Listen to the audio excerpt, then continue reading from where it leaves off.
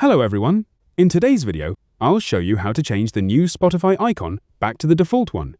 This method is quick and easy, so make sure to watch until the end to avoid missing any important steps. As you may have noticed, Spotify recently updated their app icon.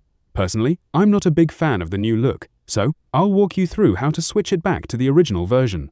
First, open any browser on your device and search for the Spotify icon. Then go to the Images section, where you should see the default Spotify icon as one of the first results. Tap and hold on the image until the options appear, then select Save to Photos. I've already saved mine, and as you can see, it comes without a background, so there's no need to remove it.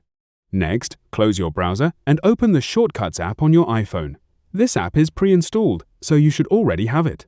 Now, create a new shortcut by tapping the +++ icon in the top right corner.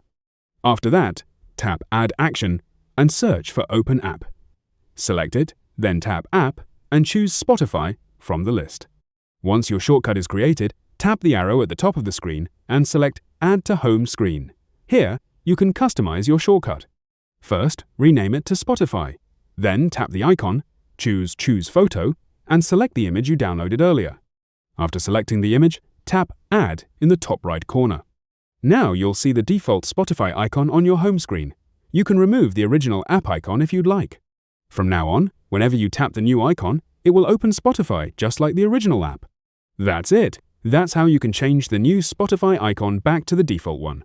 If you found this video helpful, don't forget to like and subscribe. Thanks for watching.